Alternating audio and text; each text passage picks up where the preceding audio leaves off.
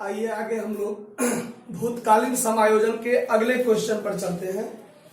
जिस क्वेश्चन का जो मेन आपका हेडिंग है वो हेडिंग है पूंजी पर ब्याज का छूट जाना। पूंजी पर ब्याज का छूट जाना मतलब गलती से हमने पूंजी पर ब्याज नहीं लगाया, ठीक है। पूंजी पर ब्याज नहीं लगाया, गलती किया, अब उसको क्या करना है, हम लोगों को सही करना है, ठीक है। तो देखिए क्वेश्चन आगे कहता है कि ए बी सी साझेदार हैं जो लाभ को 4-3-3 के अनुपात में बांटते हैं। 1 अप्रैल 2017 को उनकी पूंजी 30,000, 45,000 और 60,000 थी।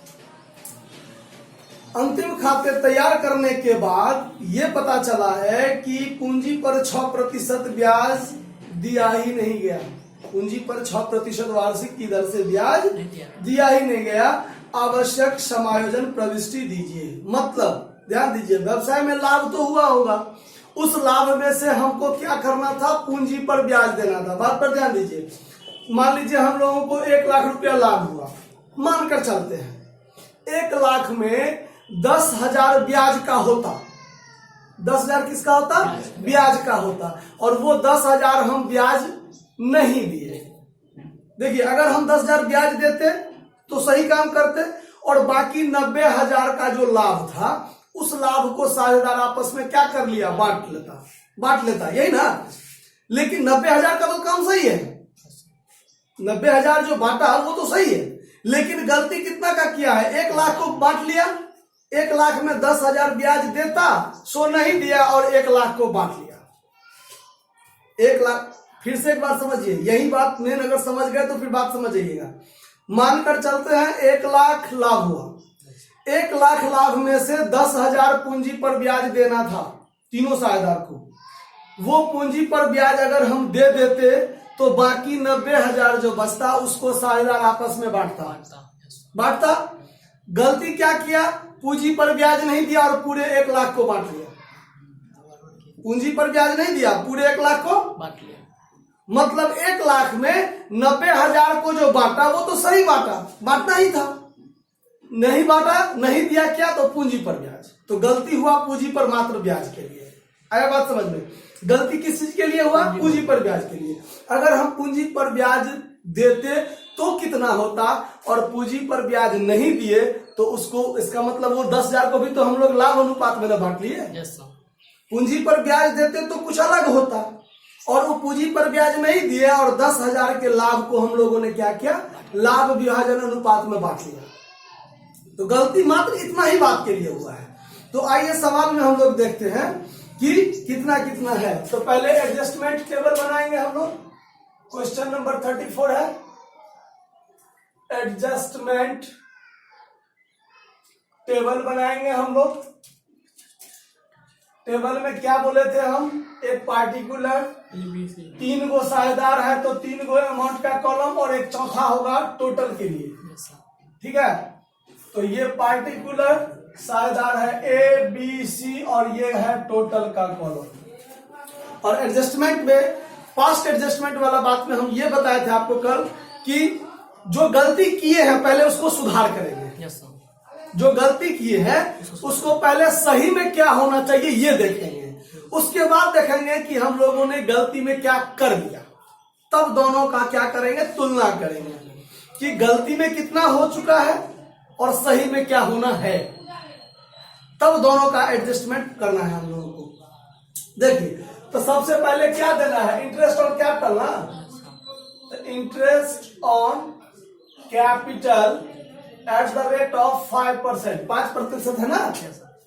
तो आइए, नहीं सॉरी 6% है इसमें, आपको 6%, ठीक है। देखिए तो 30,000 का 6% 1,800 ब्याज होगा। 1,800 ब्याज किसके लिए होगा, ए के लिए होगा। और 45,000 है तो 45,000 का 6% हो जाएगा 2,700 रुपया। कितना हो जाएगा, 2,700 रुपया, ठीक है। और फिर है 60,000, तो 60,000 का 6% 3,600, कितना होगा 3,600। अब देखिए ये टोटल पूंजी पर ब्याज साझेदार को होना चाहिए था। टोटल को जोड़ लेते हैं, क्या होता है तो 8 7 15 6 21 100 और 3 2 5 1 6 और 2 8 8100। मतलब अगर साझेदार पूंजी पर ब्याज लगाता तो 8100 रुपया खर्चा होता। मतलब 8100 से ज्यादा लाभ हुआ होगा मान के चलते हैं, तो 8100 से ऊपर का जो लाभ था उसको तो साझेदार बांटा होगा। वो तो सही है, बांट लिया, कोई बात नहीं। गलती क्या किया तो पूंजी पर ब्याज देता तो 8100 रुपया तो खर्चा हुआ होता ना पूंजी पर ब्याज के रूप में, और वो नहीं हुआ। और इस 8100 रुपया जो लाभ हुआ होगा उसको साझेदार आपस में क्या कर लिया, बांट लिया। गलती से क्या कर लिया, बांट लिया। तो कैसे बांटा होगा, तो उसका लाभ बांटने का जो अनुपात है 4-3-3 उसी में ना बांटा होगा।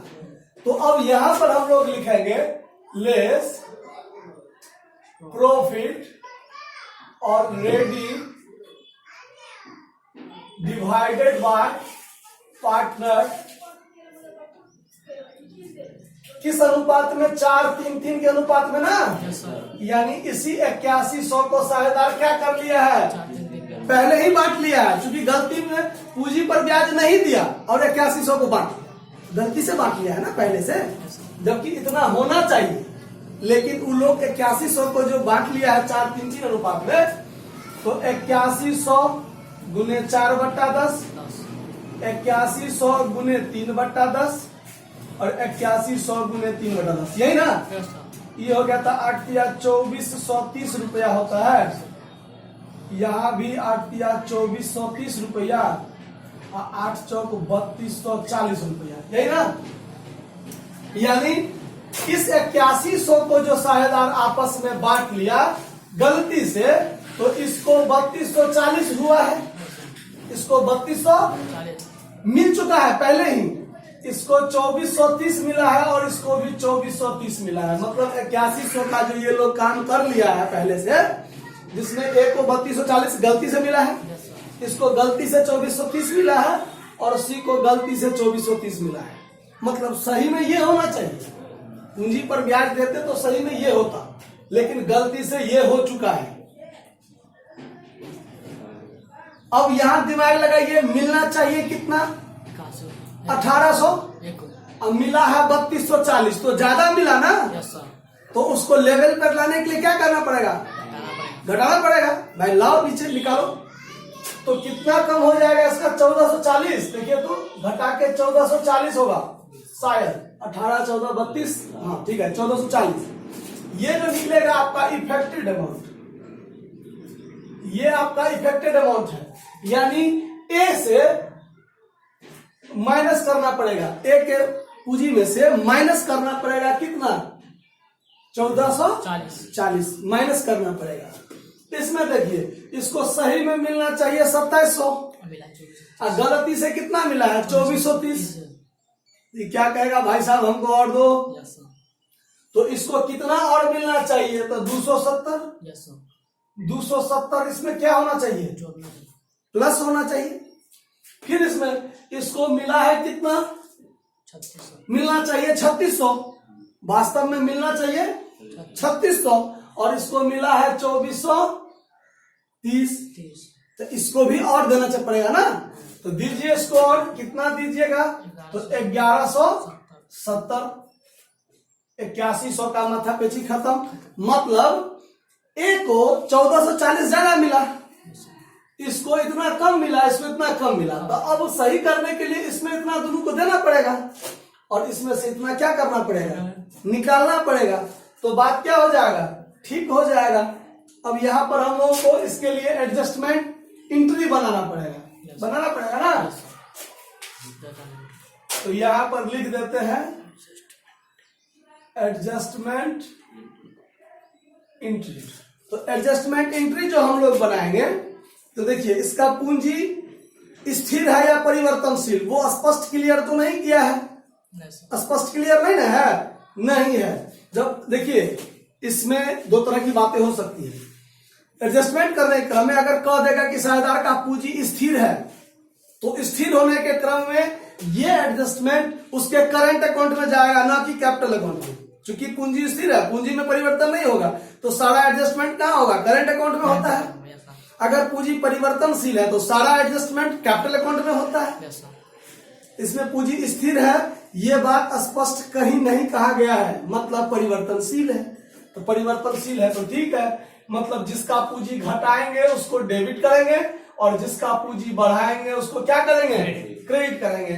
तो ए का कैपिटल अकाउंट डीआर करेंगे, as capital account DR 1440 to B's capital account 270 to C's capital account 1170।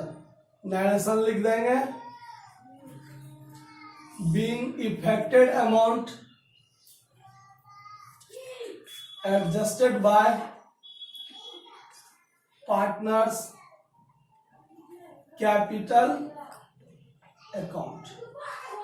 समझ में आया बात? कोई दिक्कत इस बात को समझने में? तो ठीक है, नोट कर लिया।